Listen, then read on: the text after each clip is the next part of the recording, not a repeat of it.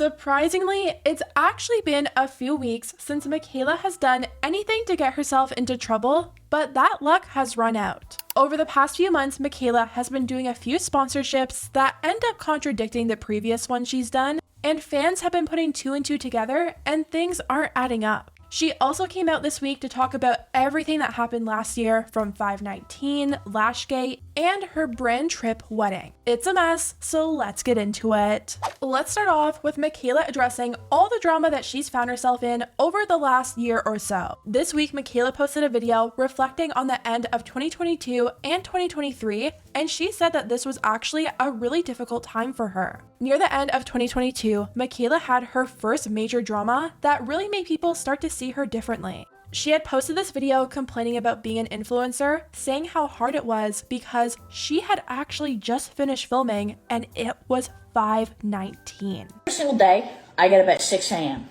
I spend about 5 to 6 hours filming video content. I spend a few hours editing that video content. Then I have to work on my other social media profiles, whatever it may be, Instagram, whatever. I'm in meetings from 12 to 5. I literally just finished work and it's 5:19. Try being an influencer for a day. Try it. It's like, of course, there's some aspects of creating that are difficult to deal with, but all of those issues combined don't even compare to how difficult a 9 to 5 can be. I'm sure most people waking up at 6 a.m. to deal with the public all day long would much rather be able to make their own schedule, receive free makeup, and make $60,000 to review a foundation for like 20 seconds. She ended up receiving a ton of backlash, and that was the start of Michaela getting herself into constant drama. The next big controversy, as we all know, was Lashgate.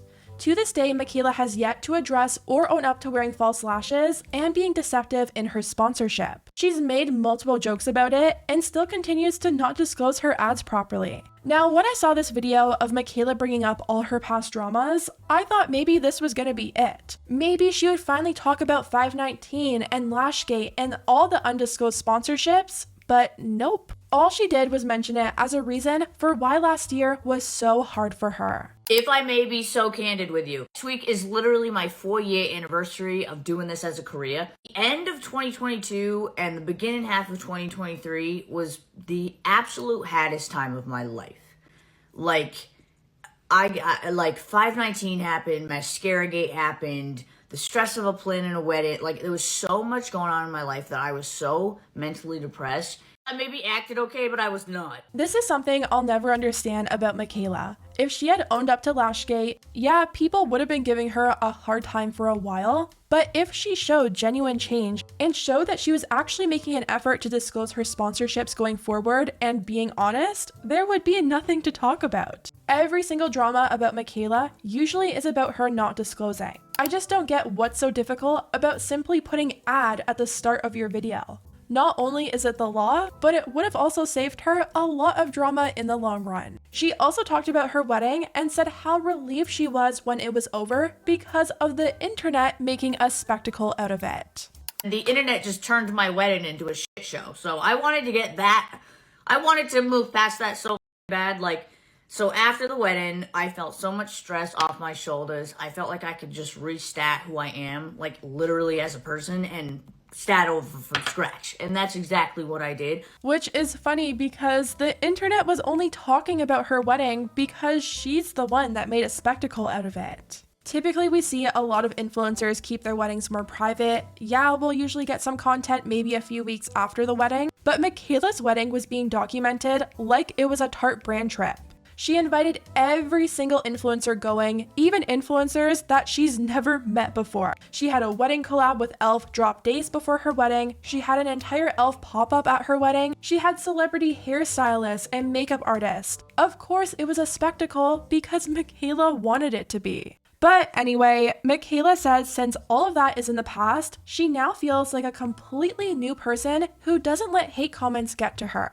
I completely wanted to change who I was to find who I am. Straight out of college, I had to go right into this boss business mode, you know what I mean? And I really feel like I put finding myself at this young age kind of to the side. Once I was able to let go of all that that was burdening me, I have been able to like completely transform myself mentally, physically. I feel like a different person, to be honest, but like in the best way. I used to let hate comments and like false rumors and drama and like, oh, she's not authentic, like absolutely wreck me. But like now that I'm like so sure of who I am as a person, like none of that stuff bothers me at all, and I feel so free. And that's great and all, and I'm happy for her, but it's like, just disclose your ads. It's all anyone is asking for, and truly, there would be nothing to even talk about when it comes to Michaela if she just started disclosing and being more honest with the sponsorships she takes. Speaking of being honest about sponsorships, Michaela is actually getting backlash after a trend that people have been noticing lately with her sponsors.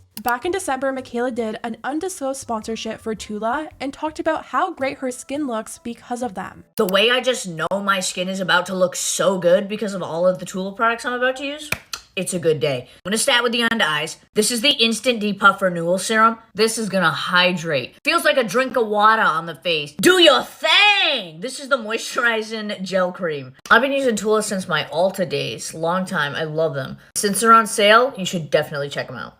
Then a week later, she did another video, but this time she says it's unsponsored and showed what she actually uses, but I swear it's sponsored because it's literally all Dermalogica. My skin looks the best it has my whole life. And now I have found a consistent daily routine that I am so obsessed with, so in love with. It has done so much good for my skin. So I'm going to show you the full routine. And none of this is sponsored. It's not an ad. I buy all this shit myself. First, I'm going to remove all of my makeup. I use Dermalogica Pre-Cleanse. I rinse that off with warm water, and now I'm going to use the Dermalogica Special Cleansing Gel. Here's where it gets interesting. This is the Dermalogica Daily Microfoliant. This is basically a face polish. If you have acne, you have to try this. Now I'm going to go in with the Dermalogica Calm Water Gel. Look at this skin. Oh my freaking god. Like, and anytime I get a blemish, I do not pick it. I immediately put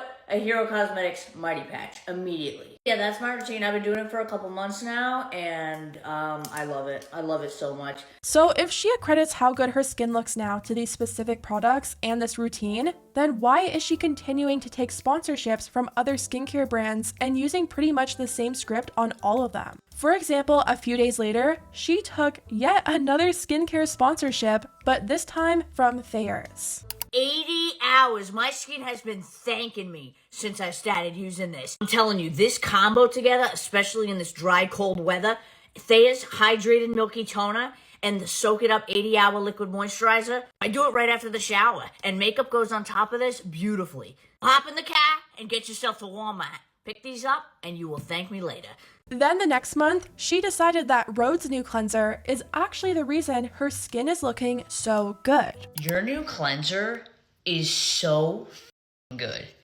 The new Rhode Pineapple Refresh Cleanser, holy shit. And this makes my skin feel so freaking soft. Rhode Cleanser blew my expectations out of the water. Look at my skin in the sunlight. Oh my god. And Rhode actually reposted this, and they got a ton of backlash. At this point, people were picking up on Michaela constantly using the same script for every single skincare product, and many of the comments said Michaela is untrustworthy and it actually makes Rhode look bad to be endorsing her. One comment said, "This gal recycles the same talking points, the same exaggeration, the same I can't believe it tone. She's not a credible person and now has a poor reputation. Why? All of the talented and trustworthy influencers, why pick someone with a dodgy reputation?" But Rhode doesn't have anything to worry about because a few weeks later, she jumped back to Thayer's in a sponsored video and said their products were actually the products helping to clear her skin. I think I blacked out on Amazon. Seriously, this caught my eye. It's the Thayer's Rapid Acne Treatment because apparently you can wear this under makeup and it rapidly reduces the appearance of acne in just a day. And anytime I get a blemish, I do not pick it. I immediately put a Hero Cosmetics Mighty Patch. Immediately. Lay that right on top. Let it completely dry, and now I can go in with makeup. It's nearly gone. It's by tomorrow that'll be gone. And look, we all have different products from different brands to target certain needs, but how are you supposed to believe that this sponsored product is actually the product clearing her skin when she's used the same script and said the same great things in the past like 4 sponsorships? So is it really the Thayers, or is it the Rhode, or the Tula, or the Dermalogica, or whatever else she's been using? Well, actually, a few days later, it changed once again. She did another sponsored video, this time for Rock Skincare, and said that this was the brand that was helping her skin. Wait, you're telling me that that is what my skin looks like up close? Ew. That is disgusting. I've seen what I needed to see. But why does your skin look like that up close if you've been using Thayers and Rhode and Tula and Dermalogica? I'm gonna use the Rock Barrier Renew Gel to Foam Cleanser. I quickly removed my makeup. Now I'm gonna go in with the cleanser. This is gonna hydrate and balance your skin barrier. It has ceramides, glycerin, antioxidant green tea. It's gonna clean all 20,000 of those pores, okay? It lathers into a super nice foam, and if you're someone who has sensitive skin, this is super gentle. I like to wash the skin for at least 60 seconds, and then I'll go ahead and rinse this off.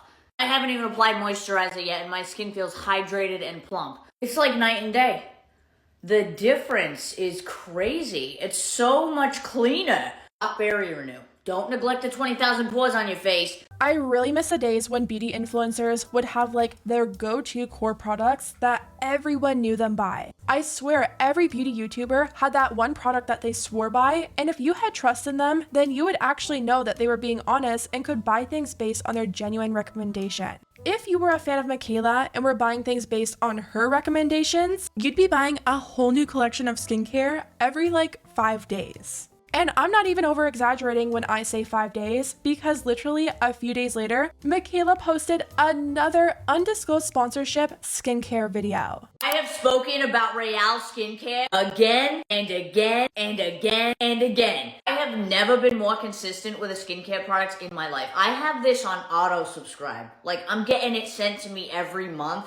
This completely transformed not just me, but also my husband's skin. He doesn't have acne anymore. I don't know if you noticed. First thing I'm gonna do is cleanse the face. The texture is just so creamy. If you have acne prone skin like me, I cannot recommend Royale enough. I am literally so happy that they extended the line. Cody and I do our skincare together at night, and you best believe that these are gonna be incorporated into our daily routines. And at this point, even her own fans are getting sick of it and questioning if they can trust her. One person said, "I'm confused. Is this or the Dermalogica the one you used? Wait, this is the 3rd skincare routine video. Do you use it all?" And Michaela tried to do a little bit of damage control, and she said, "Use skincare based on your concerns and cycle it." And another person said, "Which one is better, Dermalogica or Royale or both? Thank you." And Michaela says, "I use both." So now she uses both Dermalogica and Royale, but what about Rhode and Tula and all the other ones? Do you guys see what I mean? This is why sometimes it's better for brands to find smaller creators who actually support and love their products and sponsor them. Because who's believing this? I would never buy anything Michaela recommends, because you just know in a few days' time, she's gonna accredit her results to a completely different product. There's nothing wrong with cycling through different skincare products and finding what works for whatever you're dealing with,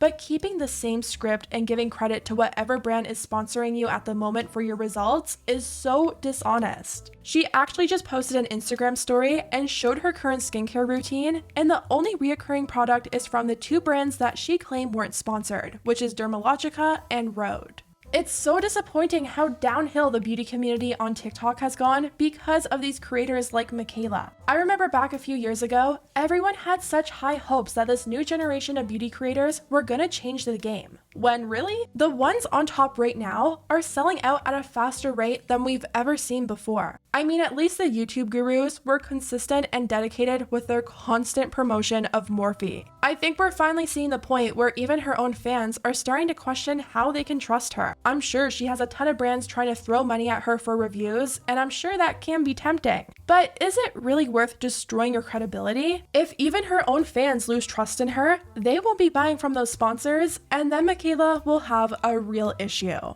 Anyways, guys, let me know what you think about everything down below, and I'll see you next time.